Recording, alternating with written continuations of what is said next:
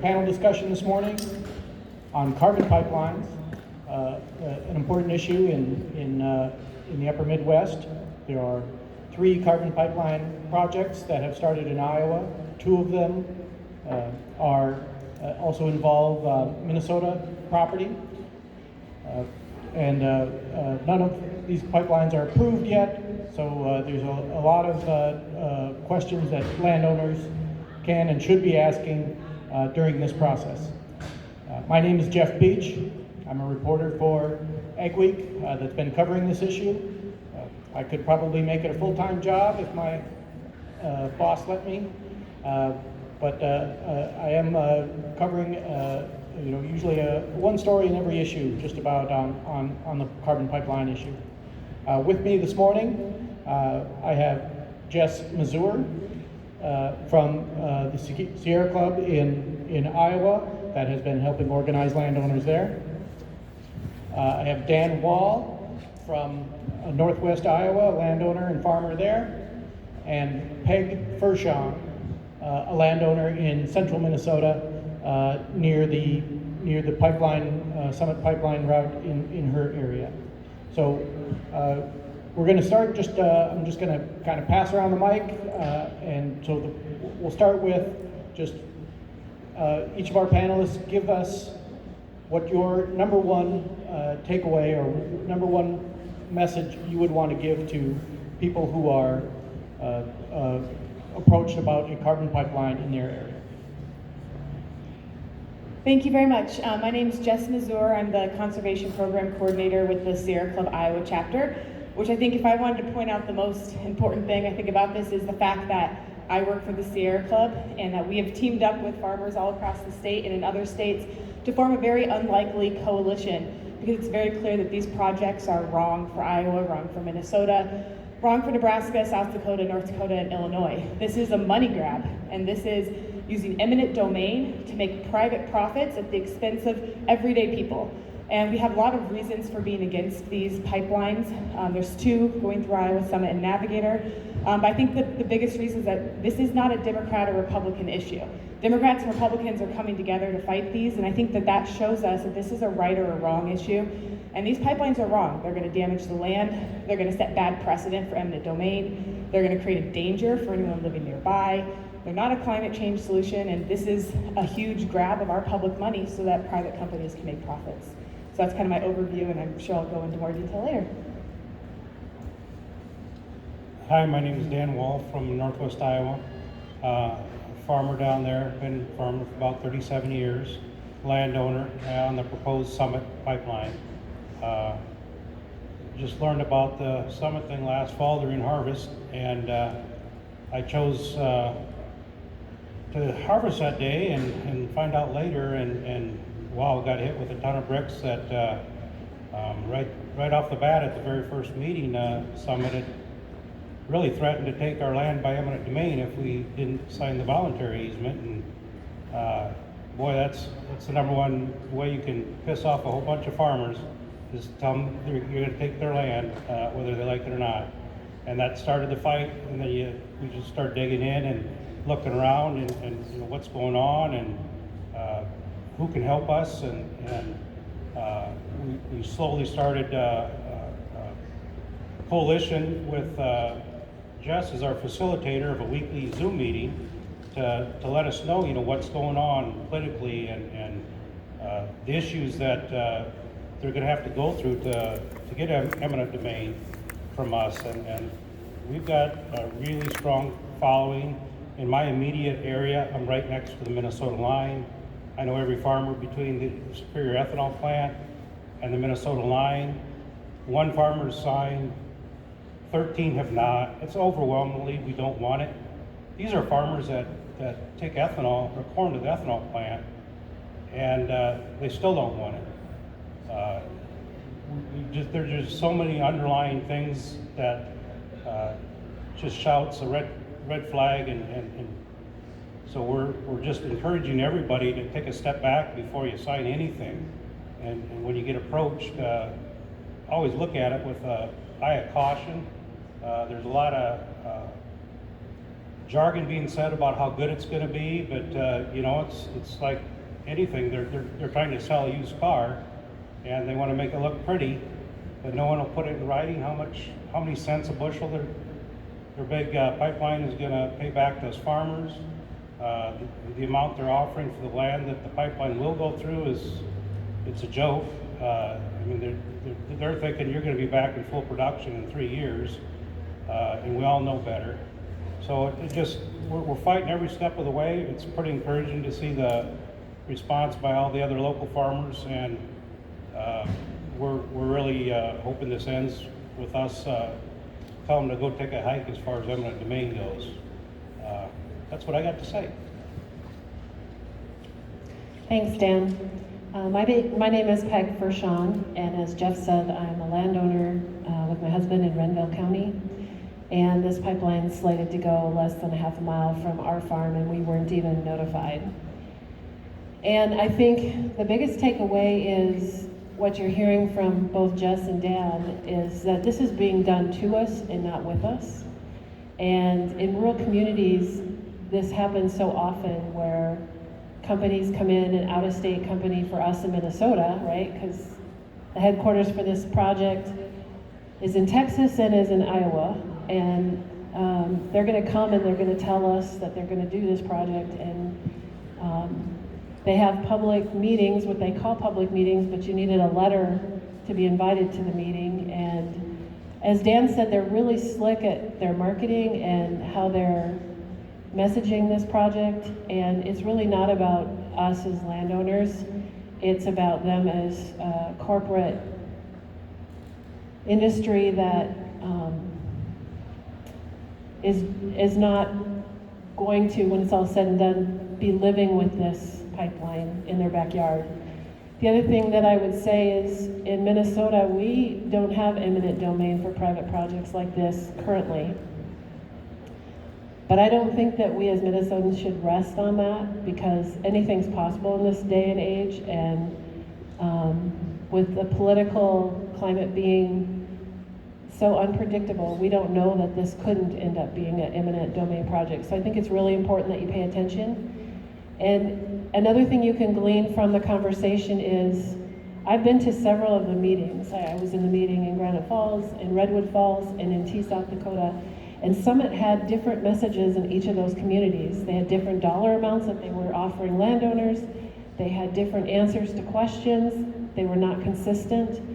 And even today, the news broke that there was an article that was released last night where they've been going around saying they've got 60% of landowners already signed, and it's public record that there's like 40 landowners in Iowa signed. So regardless of what you think about this project, I just really encourage you to learn as much about it as possible and make sure you're learning it from reputable sources. And if you're hearing something, even from us, I have no problem with you checking anything I tell you today, because I know that what I'm telling you is stuff I've researched and I've double checked and I've learned about. And I encourage you as landowners to make sure that you don't just take somebody's word for it, that you actually do the research yourself and you learn about these projects, because while they may sound really good, and for some people they may be really good, but for the rest of us they may not be so good. And so you really have to have good information to make those decisions for you and your family and your land. So I'll stop with that. Thank you, Peg. I will just add that AgWeek has not taken an editorial position on carbon pipelines, and you know, I approach my stories from an objective standpoint, and try to report as clearly as possible what Summit is telling us, and the points that folks like you have in front of you here are making. One thing I will just go into next is we have in Iowa, the permit that they've applied for does spell out that the carbon, liquid carbon dioxide that will be in the pipeline is a hazardous material. So Jess, why don't you just maybe talk about some of the safety issues that you're familiar with carbon pipelines? Yeah, thank you very much. So these pipelines are not something that we are used to in Iowa or in Minnesota. In the grand scheme of things, they're relatively new. There are carbon pipelines across the country, but we're still learning a lot about carbon pipelines. So in Mississippi in 2020, a carbon pipeline down there ruptured near the town of Satartia. And when it ruptured, so CO2 is heavier than air, so it's going to settle on the ground in low-lying areas, and it's not going to disperse unless it's really windy or the weather conditions are right. So essentially you're going to have a cloud of CO2. And if you're in that cloud, it's a toxicant and an asphyxiant, so you could die. What happened in Mississippi was it ruptured and the cloud settled and started going towards the town of Satartia. There were over 40 people hospitalized and over 300 people evacuated. There were reports walking around like zombies because they were confused. People went unconscious within minutes. We all know that when there's a fire, we stop, drop, and roll. When there's a tornado, we go in the basement. But we don't know what to do when we're being gassed. And a gas mask alone isn't going to protect us. You're going to need an oxygen tank. You're going to need to figure out how to get out of there very quick, because when an 8-inch CO2 pipe ruptures, they did a test rupture in Europe, it spread 1,300 feet in under 4 minutes. So if you're within 1,300 feet, you have less than 4 minutes to escape. And you better get in your car quick, because your car's not going to work in the CO2 cloud, because cars require oxygen. First responders can't get to you because their cars require oxygen. And I think if we look at Mississippi, it was a small rural community. We can compare that very much to what we see in Iowa. We have underfunded hospitals. We have volunteer first responder services across the state. So we're not prepared for if there is a rupture. There's some new modeling coming out that the actual danger zone, depending on the weather conditions, is actually 4.5 miles. So within 4.5 miles, you're in the danger zone if the wind's blowing in the right direction. But we are not prepared for what this means, for what could happen if there's a rupture. And this isn't just like the CO2 in your pop can. When you open up your pop, you hear the little fizz. This is industrial CO2. It is a gas, so they're going to capture the CO2 at ethanol plants, fertilizer plants, other facilities like that, and then they're going to pressurize it under immense pressure to put it into a liquid form so that it can be piped. And we're talking about 2,200 PSI is what we've been seeing in some of their reports. And we know that in liquid form, CO2, if it touches even a drop of water, creates carbonic acid, which could then eat through and corrode the pipes. And when we see that rupture, it's very violent. It's going to tear up the ground. It immediately freezes because it's going to drop in temperature very quickly. And if you look at the pictures of where the pipe ruptured in Satartia, Mississippi, there's not even a blade of grass that's alive in the vicinity because of how deep it froze, how quick it happened, and how violent the rupture is. So I know that could happen in Iowa, that could happen in Minnesota, it could happen next to Dan's house. And I don't think it's fair for a company to make private profits to say that there are everyday people that are disposable. We should not put people in harm's way so that very wealthy people can get even wealthier. Thank you, Jess. So I guess one thing I would recommend is if you're in the path of the pipeline and have concerns about safety, talk to your county emergency manager, talk to your local volunteer fire department, see what they say about how what training, if any, they may have gotten. There are pipeline associations, I think in just about every state, that address pipeline safety measures and provide training on all kinds of pipeline safety. That would be another resource to check out. I would switch to a slightly different topic now. Dan, as a farmer, one of your points that you brought up was about soil compaction and during the pipeline construction process. Can you address that topic? Yeah, I'd love to. We as farmers all know what it looks like when you dig a hole or do a little bit of tiling. And the point being is you want to do as minimal impact as you can and get out of there. But I've dug a big boulder rock 10 years ago, and I'm still driving over the top of that mound that just it either settled too much or it's going to take a generation to get that topsoil back to a productive where it was before. We all know that. I've seen some of the best producing land that sat idle for CRP. I bought a farm that came out of CRP, and it's the best corn I've ever raised. And now you're proposing a 75-foot swath for making this pipeline across one corner of the farm to the next, and you're going to put a little bit of crown on it and maybe a little bit of crop loss for 1 year and even less for 2 and 3 years, and think everything's going to be okay.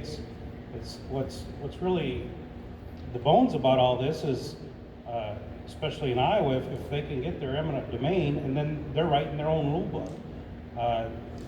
They're telling me how much or how little that they're going to give me for the crop loss or spraying thistles in the CRP that they're going to tear up, and of course they'll mention that they reseed it, but they think it's all fine and done after a year or two, and it just, land takes a generation to fix itself once you gash that open. And I know several farmers that are pattern tile that it's going to cut 60, 70 tile per quarter upon quarter and quarter, and the point of putting tile in is disturbing as little as possible.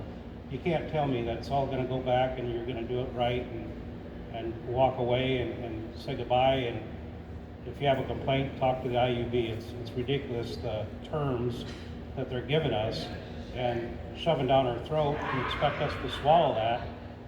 It's ridiculous. And I hope the eminent domain never comes to the Minnesota folks, but I wouldn't count on it because they're going to a lot of trouble in Iowa to impose their will upon us and make all the rules.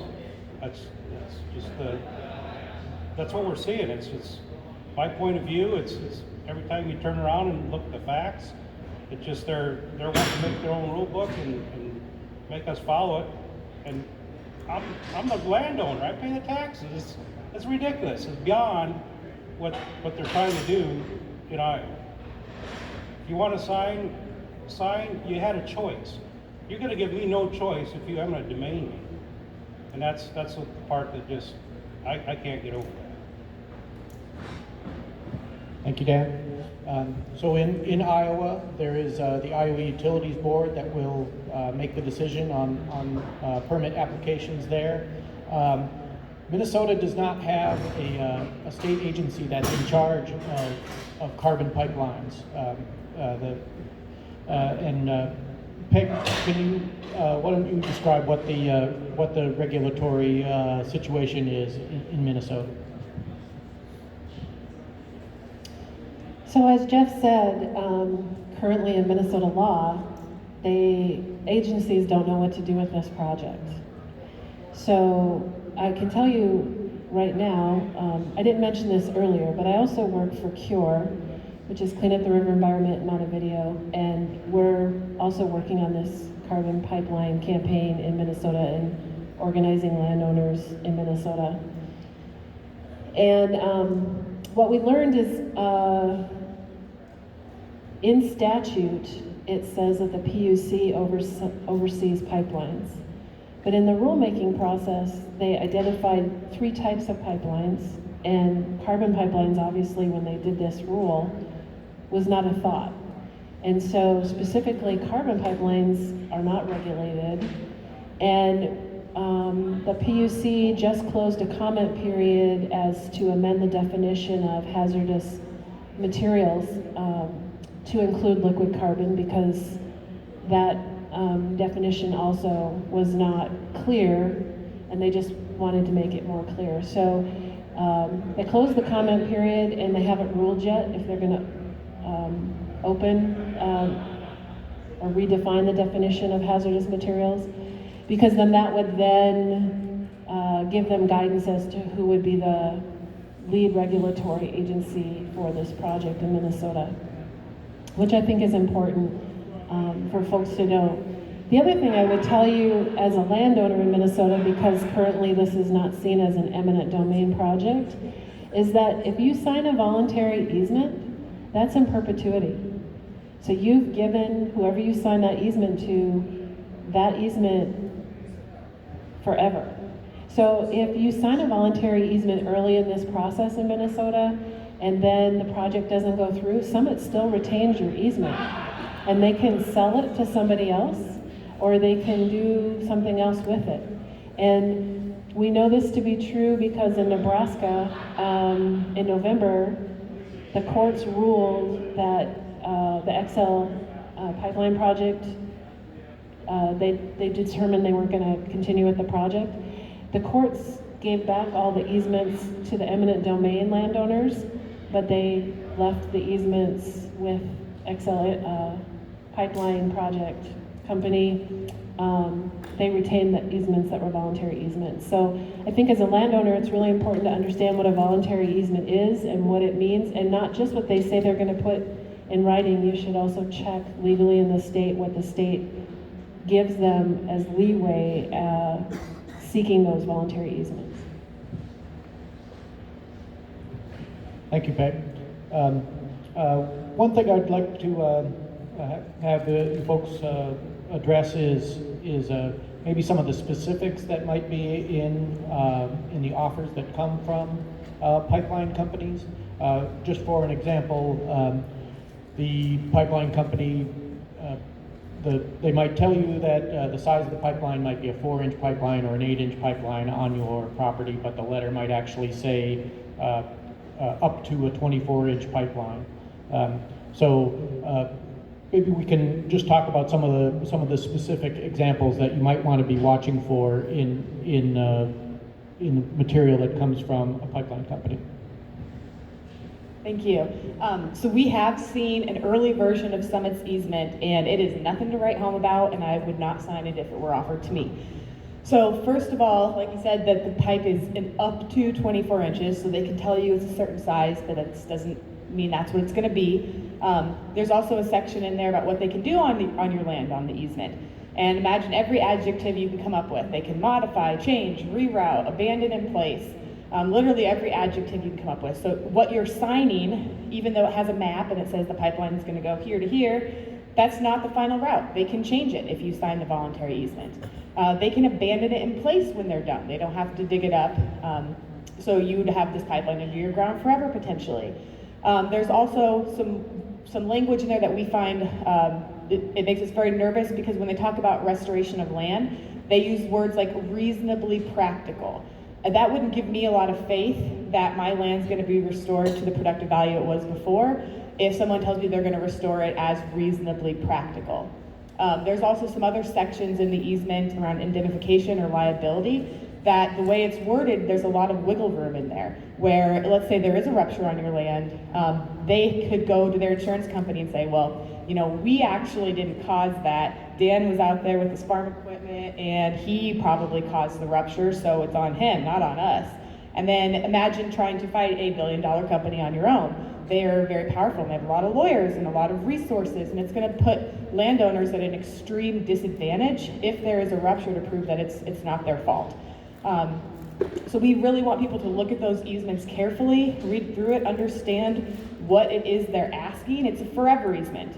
So if you want to pass your land down to your kids and your grandkids, they're not going to get a payment. They don't get a choice, but they will get to live next to a hazardous liquid pipeline that could rupture and kill them. So please look at the easements closely and understand what it is they're asking. I know the payments are really, really low. In Iowa, they're basing it off of CSR scores and then by county land value. But what I'm hearing from most of the landowners, and we're working with hundreds of landowners in Iowa who are refusing to sign easements, they're saying that they're really lowballed offers.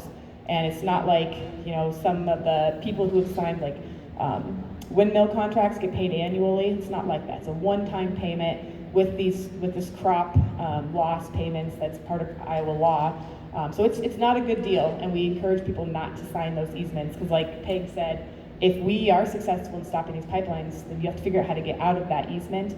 And we know that Summit does not want to take thousands of landowners to court for condemnation hearings. So the more of us that hold out and don't sign easements, the better chance we have at stopping these pipelines. And in Iowa, I can tell you that there are hundreds and hundreds of landowners not signing. There's over almost 900 objections submitted to the official docket with the Iowa Utilities Board.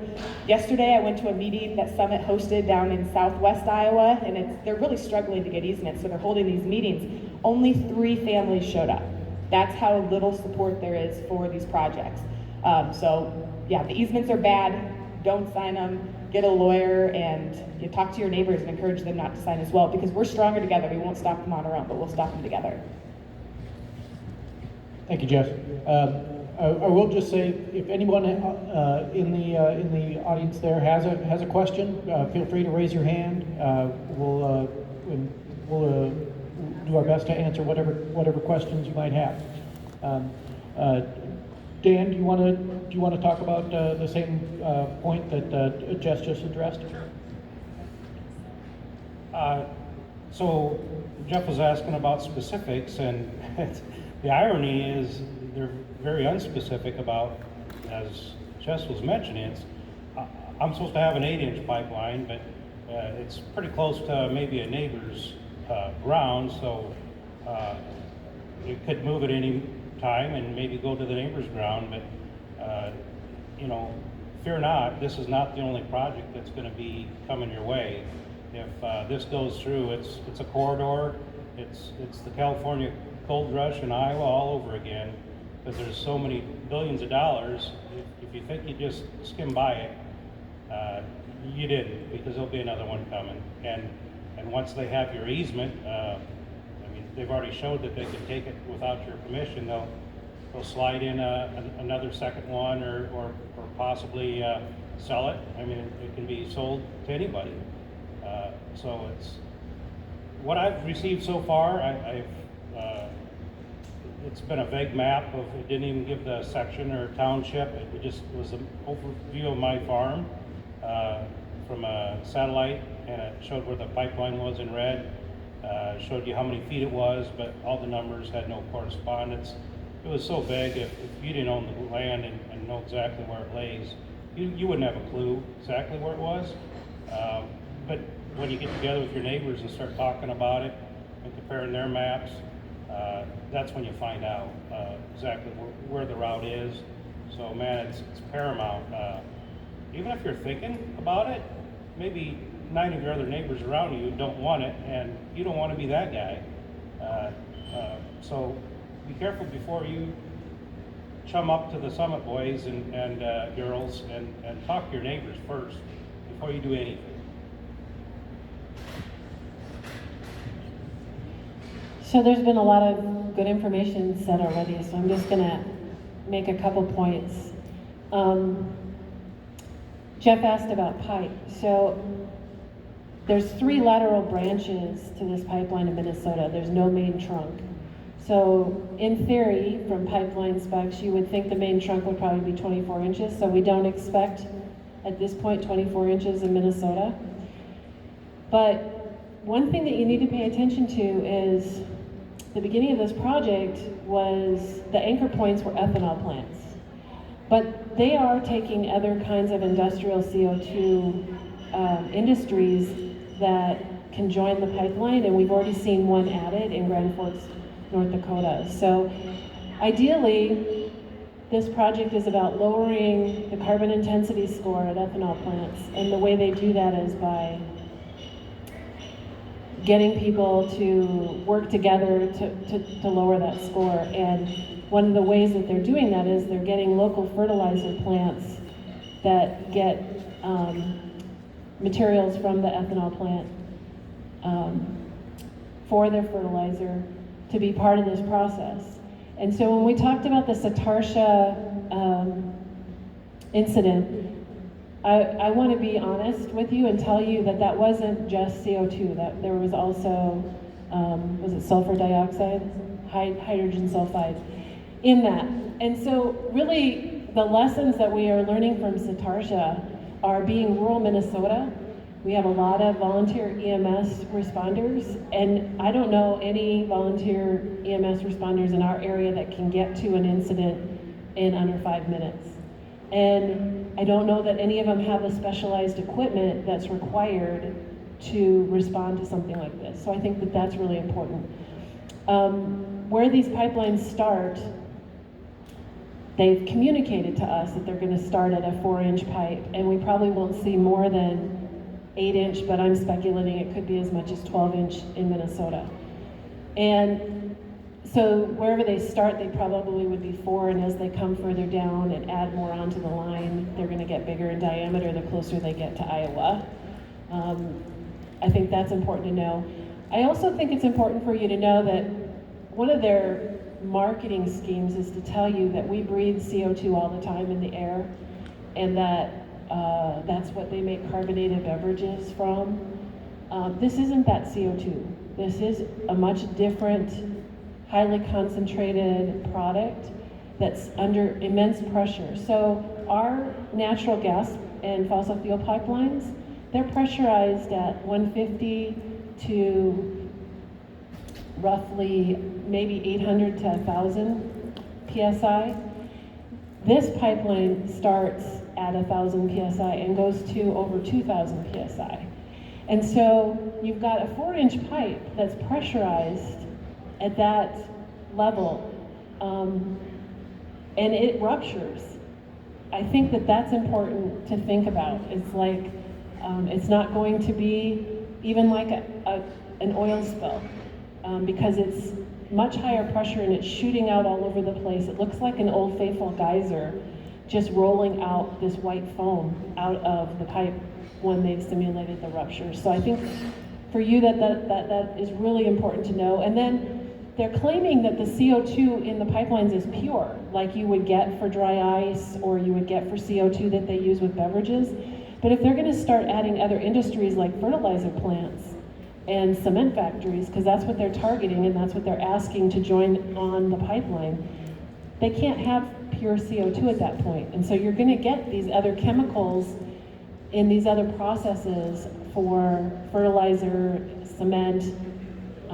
I'm sure there's other industrial waste CO2 that could be added to this pipeline for sequestering. The other thing, and maybe this is a question later, is the cost. So I was curious and I mapped out, the numbers I could find were for 2018, how much CO2 is produced by state, and I'm thinking the Summit project, I didn't do the Navigator project, but I took the 5 states in the Summit pathway, which are Minnesota, North Dakota, South Dakota, Nebraska, and Iowa, sorry. And roughly in 2018, those states combined were generating a little over 300 million metric tons of CO2. This pipeline, once it's fully operational, is only slated to sequester 12 million metric tons. 12 million metric tons. It's a $4.5 billion project that is using taxpayer dollars, and it's only going to sequester 12 million metric tons. The United States currently generates about 5,000 metric tons of CO2 a year, and this is the first interstate pipeline, the first of its kind, and supposedly the world's only, or longest, 2,000-mile pipeline. And they're putting all this money and taxpayer public money into this. And there are private investors, so they say. There are private investors helping fund it, but they're going to benefit from it too. They're going to collect revenue off of it. So $4.5 billion, and it's only going to sequester 12 million. So even if you just take the 5-state footprint, 300 million generated, 12 million sequestered. I don't know how that's going to make a difference. If we're doing this to make a difference to sequester CO2, those ratios and those dollars don't fit a very good business model. They really don't. And so if you were a farmer and you were looking at those numbers, or a landowner and you were looking at those numbers as a business owner, that would be a really bad investment on your part for the return. Unless somebody was feeding you money regardless of whether you were successful or not. And I think that that's one of the takeaways of this project that I really want you to think about. Because as taxpayers, we all are helping fund this project. And I don't know that it's really going to do what it's promising to do at a federal level or otherwise. So, you know, that's something that I would like you to leave here today thinking about and do more research on. Just to follow up, Peg, so the 300 million figure that you were just mentioning, that's annual output that you calculate? Yep. Yep. And the 12 million is annual sequestration is what the pipeline project would have stored underground. Right, so it's 12 million annual, and that's only projected, it's not proven. And I think that's the other thing that Jess mentioned earlier, is while we've had CO2 for a long time, and we've had pipelines for a long time, we've never seen CO2 under these conditions before, over this mileage, like in this kind of pipeline, and we've never seen pipelines that are under this kind of pressure with this supercritical product in them. Surely there are pipelines out there and they pressurize them, but the industry is telling us to be cautious because it's 2.5 times the pressure of a natural gas pipeline, and it's a different kind of material that's in them. And we're seeing globally, like Australia has been ahead of us experimenting with this. Our country's been researching CO2 for the last decade federally, and other countries have been as well because they've known that this has been a challenge. And Chevron just released a report. They've been trying to sequester CO2 and do this process there, and their infrastructure's failing, and they haven't met their production goals. So they are at about 60% of their production goals, and they've been working on this for a while, trying to figure out how to improve their technology and make it more efficient. We're just hearing from Summit that they're projecting that they're going to be able to sequester 12 million. We don't know that for a fact. Thank you. Somebody mentioned a CSR score, and I'm not sure. I think Iowa might be the only state that uses a CSR score, which is a corn suitability rating, is what CSR stands for. But there was maybe Dan, maybe you could explain how those are calculated and or who does the calculation, if you know. And there was just a recent decision to lower the corn suitability rating for a farmer after the Dakota Access Pipeline went through that property. Can you address that, Dan? Okay. We'll let Jess handle this one. Well, I can talk about Keith's land, and then I'll hand it off to you for the CSR. So one farmer who was impacted by Dakota Access, 2016, so that's what, 6 years ago, he went to court because his land never recovered. And he had a corn suitability rating, which Dan will explain in a minute, of 80, and he had it lowered down to 20, and it was approved by a judge because his land is no longer productive. They didn't hook up the tile lines right. He's having drainage issues. The soil's compacted. They mixed the topsoil with the clay and with everything else underneath. So he's struggling to make ends meet now, and he just had a victory in court, but he's still trying to go after Dakota Access to fix the problems that they caused, and they're not responding. They're not being helpful. They want to push the blame off onto other people and not accept that they damaged Keith's land. So I'll let you explain CSR. I think if you're in the industry, you understand that the CSR points are connected with the value of rental rates and the going of land prices. And southwest Minnesota and northwest Iowa and central Iowa got some of the absolute top CSR. My farm is in the upper 70s. Farms all around me are bringing $14,000 to $15,000 an acre, and so they're valuing that at I suppose they're 50-foot wide easement, and then the length of the land they're going through, and then just gonna throw you some numbers at it. I mean, I believe Summit's evaluation is starting, and that could be negotiated if it comes to that, but I think they're starting out around that $9,000 or $10,000 an acre, which would have been maybe 3 or 4 years ago, and on some marginal land. But for sure, our CSR value per points are going up in the teens and 20% every year, making it more and more valuable. But even that, it's us with the pattern tile. I got a farmable wetlands program, CRP, that it's going to cut through, and I've got a contract with the USDA, an easement with them. I went and talked to my local FSA.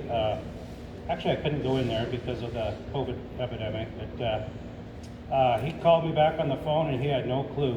He said, I don't know how to handle that. I mean, it's under your name. It's your problem to fix it back up when it's done. I said, well, I don't have a choice. I don't want to sign it.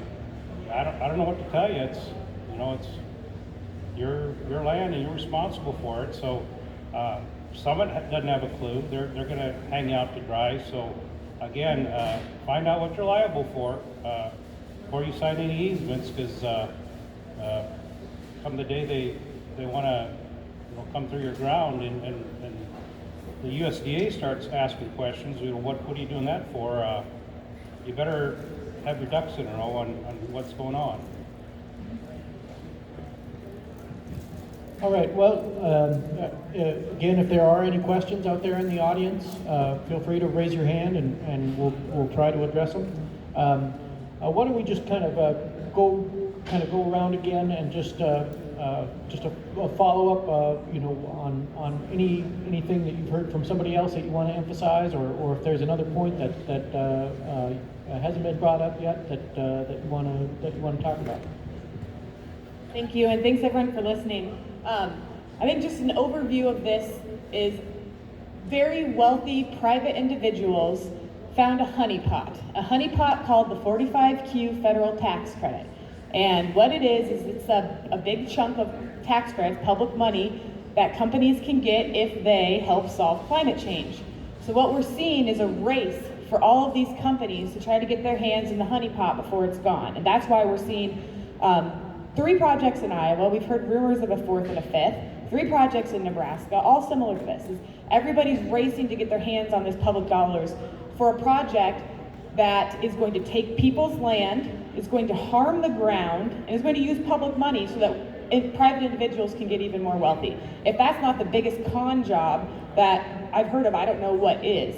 This is not good for us. It's all risks for landowners and for Iowans and for Minnesotans, and it's all reward for Summit and Bruce Rassetter and Navigator and BlackRock and Valero and all the others that are stand to invest and make money off of this. What they're planning to do with this CO2 once they capture it, they're planning to either, for Summit, ship it up to North Dakota and pump it underground. For Navigator, ship it down to Illinois, pump it underground. And they keep telling us they're going to permanently sequester it, and that's how they solve climate change. They're going to capture CO2 emissions, pipe it, and store it underground. But one, it's just a fraction of the emissions, so we know that there are still contributions to climate change. 2, we don't think that they're actually going to permanently sequester it. We think they're going to use the CO2 for a process called enhanced oil recovery. And what they do is anytime the oil is hard to get underground, you can pump CO2 into the ground and it pushes that oil up to the surface and it's easier to get out. So we wonder, why are they going to North Dakota? Huge oil wells. Why are they going to Illinois? Same area, huge oil wells. These companies can make $50 a ton if they permanently sequester the carbon. They can make $35 a ton if they use enhanced oil recovery. Plus, they can make more money for when they pump up more oil or if they sell the CO2 to anyone. These companies are not going to leave money on the table. And so that makes me very convinced that they really are going to take the CO2 and do enhanced oil recovery to pump more fossil fuels out of the ground, which then completely negates one of their main arguments that this is for climate change. This whole thing is a farce. It is some private companies who have found out they can make a lot of money off of our backs by building a pipeline and taking our land for it. This is wrong, and I encourage people not to sign these easements. We need to send a strong message to private companies like this that you can't take our land so that you can make more money. You can't co-opt and greenwash an issue that's so important like climate change to our society so that you can make more money. And I have a lot of worries too in Iowa. If they're saying the other benefit of this would be, we're going to save the ethanol industry. Well, ethanol, and I know this is something that not everyone always likes to hear, but ethanol was always meant to be a bridge fuel. It was there to help us wean ourselves off of fossil fuels as we transition to a greener society and electric vehicles. If we ask all of our farmers to put all of their eggs into the corn ethanol basket, and then we're going to try to sell this ethanol to states like California, those states are the ones that are electrifying their vehicle fleet the fastest. As the demand for ethanol drops, the price of corn is going to drop, and then we're going to see another farm crisis because all of the farmers in Iowa have put all their eggs into that basket. So what we really need to do at this pivotal moment in time is we need to think, what is the future of agriculture? Is the future of agriculture ethanol and pipelines? And that's it, that's the future? Or is it gonna be resilient farms, independent farmers, farming operations that actually benefit small towns and revitalize small towns and bring people back to our rural communities? Or is it continuing down this corporate path where we're seeing ag vertically integrated, we're losing our farmers, we're losing our rural towns, our schools are consolidating, our hospitals are closing? This is the time that we need to rethink what's the future of agriculture. Because right now, this future of agriculture is making a few people very rich on the backs of a lot of other people. And this is the time where we can say, no, we don't want to go this path anymore. We want to revitalize rural Iowa and rural Minnesota and put farming back in the hands of farmers. So, thank you. Thank you, Jess. I will just say that we did invite Summit to participate in this panel, but they did not send a representative. I will just, based on some of the reporting I've done on Summit, I will just say that they have said that they are not going to use the CO2 for enhanced oil recovery. The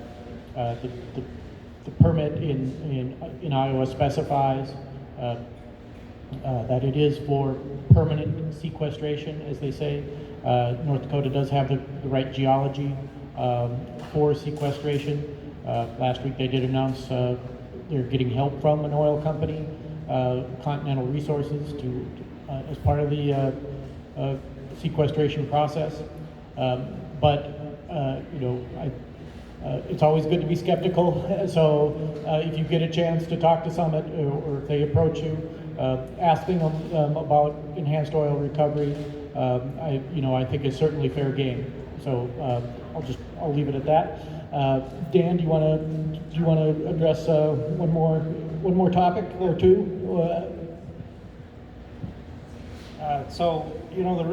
Originally the fire that got lit underneath me was someone wanted to eminent domain my land, and for something no, you're not going to take my land, I'll decide. I've had windmill companies come and offer me windmills, and I had a choice. This is for electricity. They gave me a choice whether to say yes or no. It was my choice. The neighbor chose to have them, I chose to not. Good for them, it was my choice, I didn't get to have it. I didn't sign the papers. And hell, that was a hell of a lot better deal, because you got $10,000 a year out of those things, and these we get nothing. And I still chose not to do the windmills. I mean, to eminent domain me over something that I have no choice over. It's what lit my fire. But then as you start peeling the onion open and backing up 2 steps, and seeing what the project was really about, of the Q45 and the federal government laying the big bag of money on the table, if you can get that in a ground somewhere, the ethanol plants and the pipeline get all the money, and you keep backing up a little further, and it's like, well, wait a second, I got no choice. They're taking all the money, and this is just wrong from the beginning. I'm not the type of person to stand up and scream from the mountaintop, but this is just the subject that ticked my fire, and I'm here to say this is wrong on all levels. Do not sign. Look at all the contracts. Look at all the information we're presenting, and if someone comes to talk to you, tell the used salesman to go sell his car somewhere else. So, a couple quick things. These kind of projects are usually financed over 20 to 30 years, but this infrastructure is really not going to last that long. And I think that's also why banks aren't willing to finance this project either.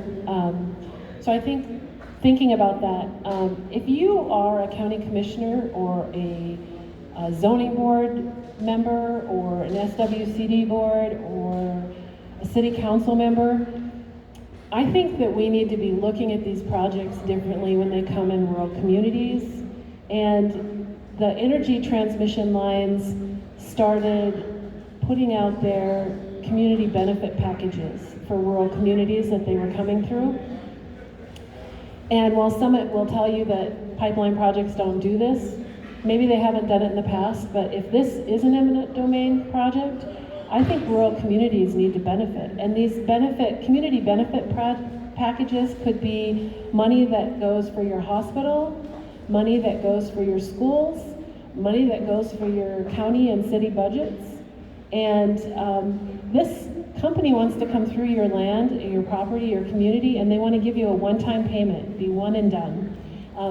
They say they're going to pay you a 240 crop loss payment, which means that they would give you 100% of loss the first year, 80% the second, and 60% the third on the land that they're on, which may be a nominal amount too. I don't think that they're going to only have money coming in their pockets for 1 year. If this project goes 10 years, if this project goes 15 years or 20 years, they're going to be making billions of dollars for that pipeline to pass through your land. So maybe it's time to do a different kind of a negotiation that benefits rural communities and landowners, and that looks different and more like some of the other kind of easements that are out there for landowners. I just plant that seed because out-of-state interests, at least in Minnesota, Summit's located in Iowa, but out-of-state interests in Minnesota are going to be coming through. They can't do the project without you, and they're going to be making billions. This pipeline's slated to make billions of dollars on an annual basis.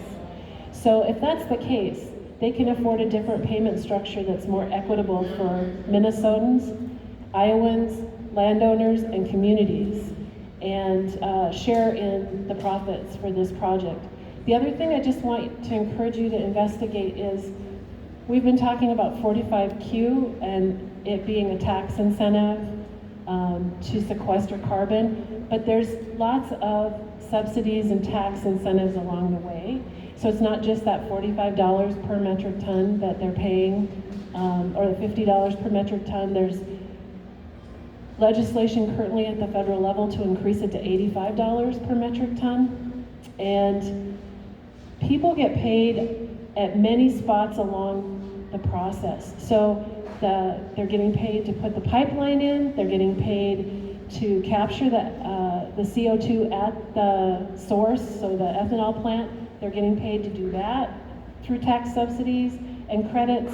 They're getting paid to sequester it in the ground, and then the product that they're selling, the ethanol or the cement, or at least the ethanol we know, if it goes to a low carbon fuel market like California, then you get even more payment because it's a premium out there, so they get a higher price for the ethanol, but they also get a tax credit in the low carbon fuel carbon market.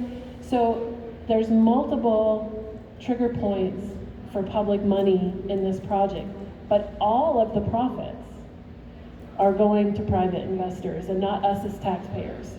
We're paying for that public money incentive, but they're taking all the profits. And so I think it's kind of time for us to reevaluate how these projects are facilitated through our communities and how they benefit our communities. So I would really encourage you to think about outside the box and think what's best for rural Iowa and rural Minnesota and landowners in your communities, because it isn't just the landowner this impacts. This project goes through your community, and so it impacts everybody in your community. And like Jess said, I think that we need to be looking for ways to diversify rural community income, because there's so many rural communities that really are dependent on one crop and one industry, and that's not sustainable, and it's not the future for us at all. So I think if we want to be here and want to survive, and we want our children to live in these communities, we have to make sure we're forward thinking, and we're thinking about their future. All right, thank you, Peg. If there is a question out there, we'd be happy to answer it. If not, I want to thank everybody for traveling to take part in this panel discussion. A lot of good information out there. Peg Fershon, Dan Wall, Jess Mazur, thank you very much for coming and participating. And I'm sure if you probably want to find these individuals after the panel breaks up here, I'm sure they'd be happy to spend a few minutes chatting with you about this issue. And And we got one more comment from Peg. So if you're interested in more information in Minnesota, there's carbonpipelinesmn.org, and that's where a lot of the information that's happening in Minnesota and the region is being posted. And it's also where the announcements are for the Minnesota landowners meetings, if you're wanting to be part of those as well. And for Iowa, if there's any Iowa landowners here, we'll be reading about this later. In Iowa, you can go to iowaeasement.org. That's the united legal group in Iowa of landowners. So landowners have decided to team up and hire one lawyer because if they work together, they can stop them, have a better chance of stopping them than if they're on their own. So iowaeasement.org is where you can find out about the legal strategy that landowners are participating in Iowa. Thank you. And I will just mention, in South Dakota, Summit has applied for a permit. There are landowner or public meetings coming up. I think there are 5 coming up later this month in South Dakota, where anybody can show up and express their feelings to the PSC in South Dakota. That would be the deciding agency on the permit there. Summit has not applied for a permit yet in North Dakota, but I believe it's a similar process there, that there will be public meetings set after they do apply for their permit in writing. So just I want to thank everyone once again for showing up, and enjoy the rest of the farm show.